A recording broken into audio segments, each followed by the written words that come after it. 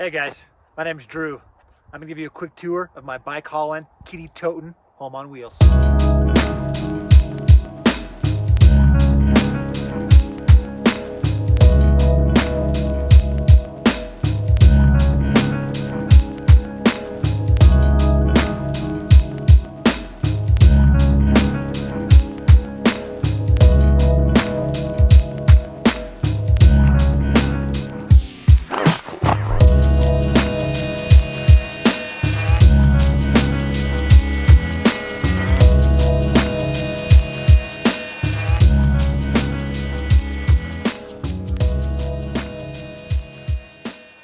First things first, this is a 2019 Ford Transit, two-wheel drive, high roof, extended. I feel like I'm forgetting something already. Oh, I live in it full time with this guy.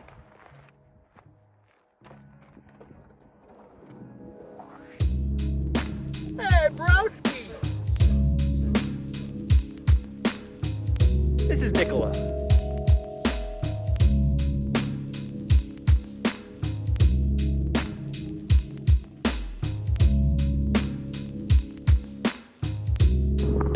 So one of the biggest design challenges that I had with this van was getting the bike inside. This is a 2018 Triumph Street Scrambler. It's essentially a full-size motorcycle. It's about 420 pounds wet. When I built the van, I knew I wanted to bring the bike. I wasn't willing to have it on the back or in a trailer out in the elements, open to theft, damage, whatever. There's a lot of dingleberries out there that'll just bump into your stuff. So I said, no way, I want the bike inside. I was only able to do that for a couple of reasons. A few reasons, I think.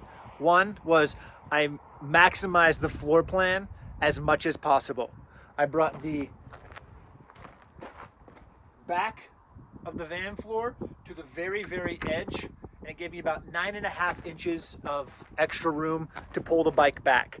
I also pulled the floor plan up in the front to eliminate the factory step. From there, it was pretty simple. I needed to be able to load the bike in and out and also keep as much room and storage inside as possible so that things didn't feel cluttered or tight. The last thing I wanted was to feel claustrophobic or like I was actually inside of a vehicle with my motorcycle when I was inside. So here we go. I get a lot of questions about the height with the bed being so high, lofted up, and also how much room I've got down below. This whole setup was essentially a game of inches. I had about 43 inches from the floor to the top of my brake reservoir and my handlebars on the bike, which left me right around 29 inches from the bed to the ceiling. Now that's 29 inches minus 5 inches for the memory foam. So I ended up with about 24 inches of headroom between the bed and the ceiling. I can't sit up straight. It is a little tight, but it's actually super comfy and I love it. It's one of my favorite parts about the van is tucking up there and just zonking out. So no regrets. This is my living room. Pretty simple setup. No big partition. Swivel passenger seat. This is an ottoman. I've got some pots and pans and trash inside here. This kind of moves about. It's a little heavy because I've got pots and pans, but it also acts as an ottoman. So I can sit in the front of the van here, and when the back doors are open, I can look straight back and straight out, which I love. So super functional. As for this whole front bench setup, here's what I've got. All right, this whole front bench setup is pretty simple. It's got a bookcase, kind of a deep storage well in the back there. Both of these soft close drawers have pots, pans, glassware, cutlery, some spices. All super accessible, super easy. This little cabinet here is an electronics charging cabinet. So I store cameras, computers when I'm charging them.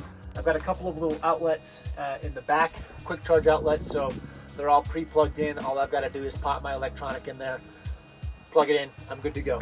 The bench also lifts up halfway. I've got a subwoofer in the wall back there I needed access to. So what I did was basically built a back alley channel so that if I ever need to access the sub, I can get back there with ease. It's also great storage.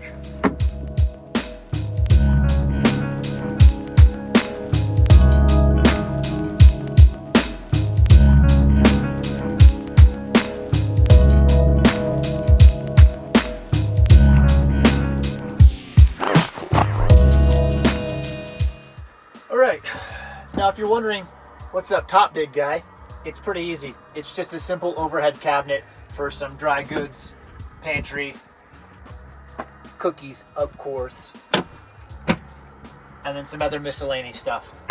It's not super sophisticated. I didn't want a lot of overhead cabinetry because I wanted to maximize the space that I had for headroom, because when I'm in the van, it feels a lot bigger, and I just didn't want to store stuff up because as the van's moving around, stuff knocks around, it rattles, it rolls, sometimes it comes out, makes a big mess. So I did away with that entirely, and it really simplified the overall aesthetic of the interior of the van when you're sitting inside. All right, moving on to the kitchen, or the kitchenette. It's not huge, it's not a very big galley. I didn't want a big galley because I didn't want to take up the space. So again, I went super essential and tried to make it as, I don't know, cute as possible. So I've got a full-size fridge. It's 3.3 cubic liters, I believe, which I love. I like to have cold bevies. Aside from that, the countertop, it's all made from just a standard butcher's block from Home Depot, custom cut to fit. And then I channeled out this little backsplash here. Simple light, water pump, and then a 110 outlet for any devices I want to charge if I don't want to plug it into my alternator in the back, which I will show you. All right, as for plumbing, also super simple. I've got a 25-gallon water tank, fresh water tank in the back. I fill that water from the rear. I filter it going in, so I've got filtered water in my tank. It's got a simple draw right from the tank up underneath the cabinetry, and it pulls up straight into the faucet. So no hot water, just ambient temperature water, whatever I'm at in the van. If it's cold, it's usually a little colder. On hot days, it tends to be a little bit warmer, but it doesn't matter. I don't miss hot water at all, really.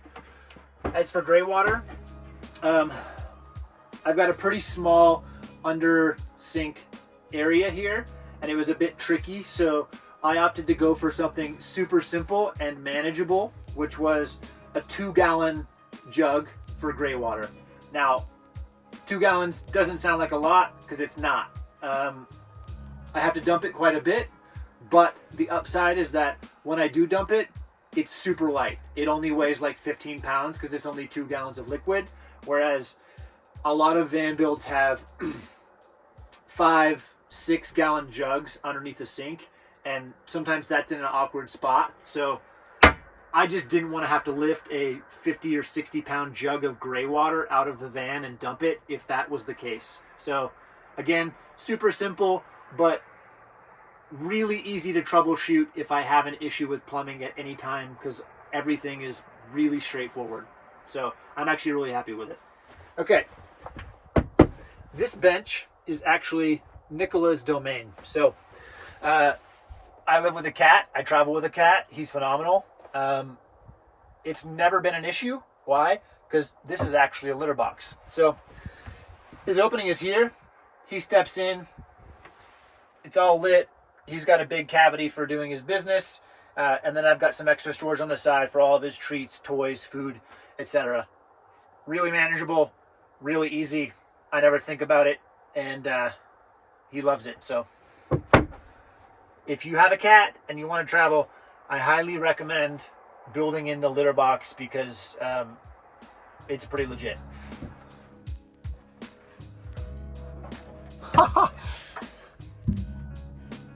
This is where the magic happens. And by magic, I mean quality Z's. Let me show you how I get in. It's a bit of a climb, but Super easy.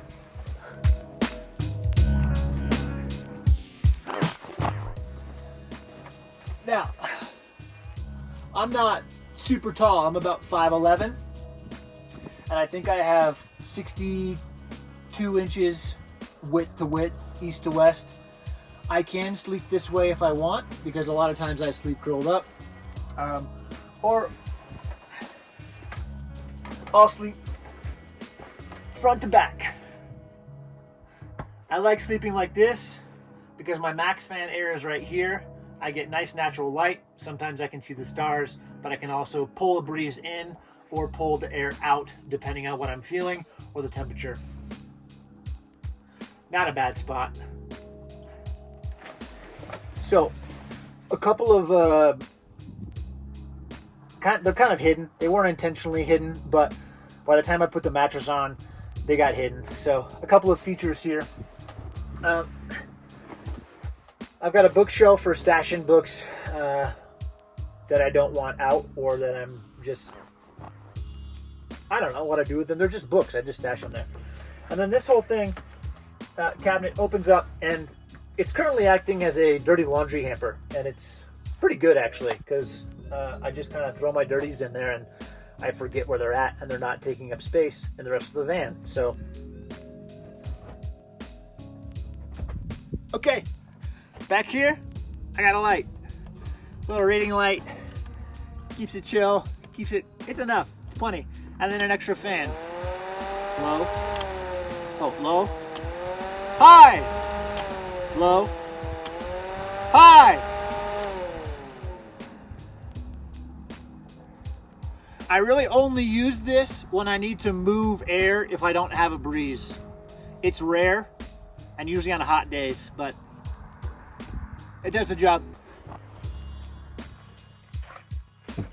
Okay, so in the back here, no such thing as wasted space or things that don't serve more than one purpose. So I've got two 25-pound dumbbells that I use for working out, but that I also use for locking in this rear wheel, because on the underside of this tire, I've got a little plate that allows the wheel to slide back and forth so that I can access stuff behind. I'll show you. So on the right side of the bike here, I've got a toolbox down below, the ramp which folds up, a cabinet for some miscellaneous cleaning goods, and a little cubby along with some miscellaneous storage. So in order to access all of that, if I don't have to unload the bike, it's pretty simple. I just slide the wheel over using that plate that's underneath the tire that I told you about. Now I've got access to toolbox, ramp, this cubby with some cleaning supplies, and then my Dyson helmet, stuff I can just kind of like stuff up in the corner out of sight if I don't want to see it or if I'm not using it. Let me show you how to unload this thing.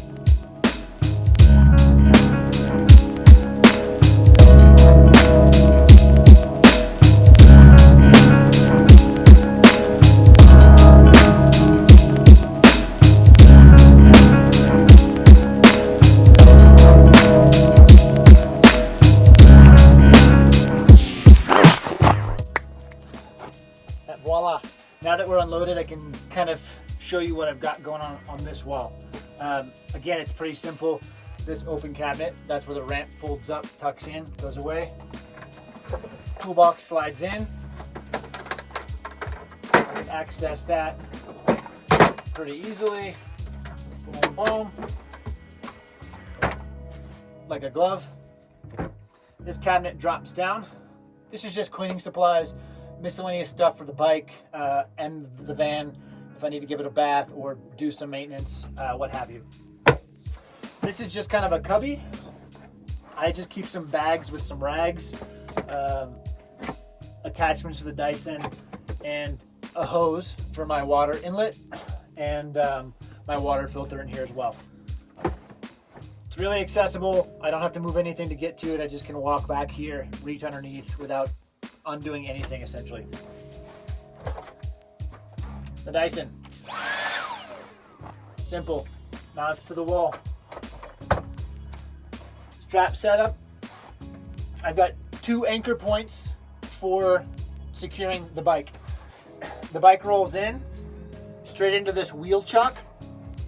I've got one eyelet here on these L-track systems that have been flush mounted into the floor, and then I've got a factory mounted eyelet here that I use on the wall.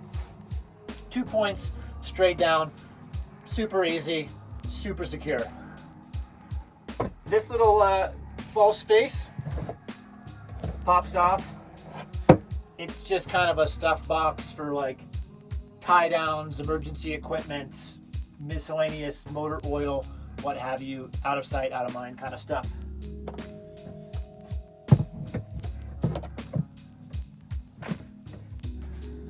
My helmet hangs here. Of course, I've got some car wash and a mitt. This light on and off. And then I also have 2 additional little wall mount setups here with L-track system and eyelets that I can move around on either one. Got one up top and one down below. I honestly don't use them much, but it's nice to have. Also, damn, look at this sunset.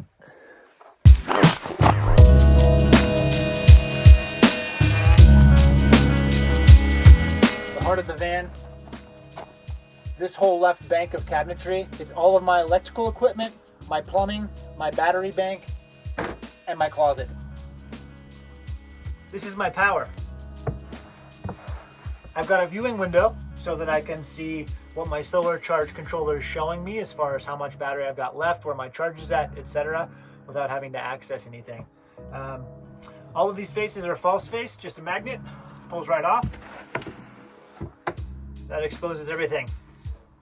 Inverter, solar charge controller, fuse box for all my accessories, LED lighting, fridge, max fan, fan up front, etc. It's all a 12-volt system. Same story up here. False face is my battery bank, 300 amp hours.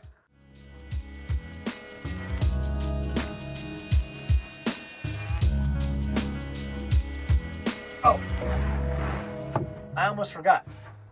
My water tank is behind this panel. This cabinet is split into 2 pieces right down the center. The panel that separates the cabinet is essentially where I use to mount all of the electronics, and the water tank sits directly behind it. So, water inlet on the side like I just showed you. This is my water pole. So, straight from the bottom of the tank on this side, underneath, right up to my sink. That is my water inlet. Again, super simple. I plug a filter on, garden hose, potable water, straight into my water tank. This is my fill level. I didn't want any electronics. I didn't want any extra buttons or like electronic gauges. So I cut a viewfinder or a viewing window into the actual cabinetry so I can see the water level. Looks like I need to fill up.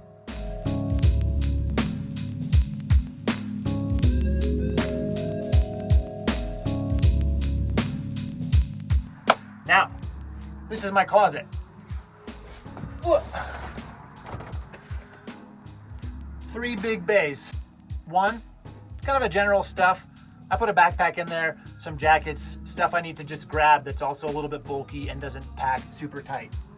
The center cabinet is underwear, organizers, hats, socks, etc., and some shoes. This right side, I've got 3 shelves. I use that for towels, some more clothes, shirts, toiletries, etc. Now, these doors, super simple sliders.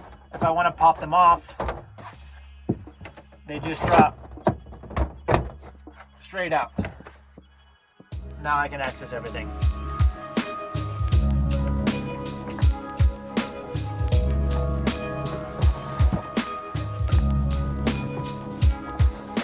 Bing, bang, boom. This is a fire extinguisher in case things get too fuego. Now we're on top. This is the DIY roof rack. I used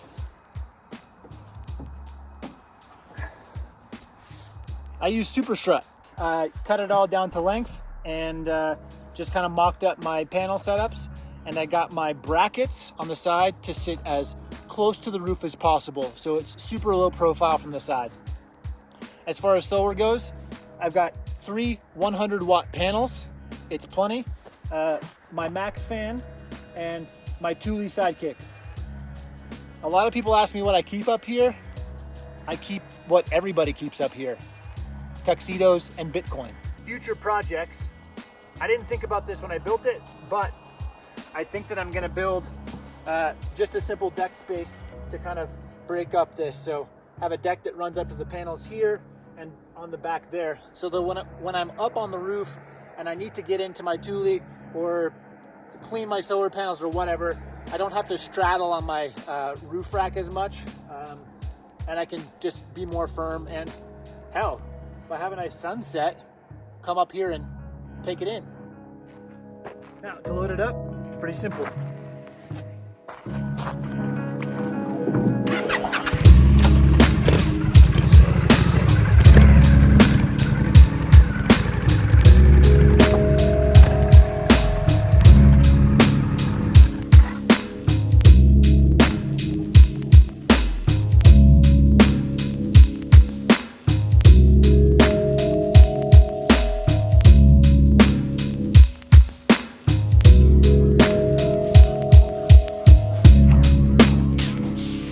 Thanks for tuning in.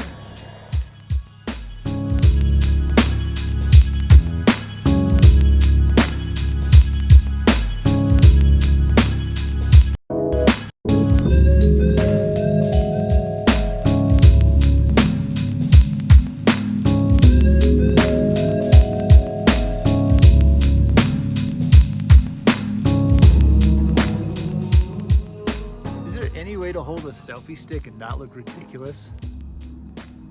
I mean,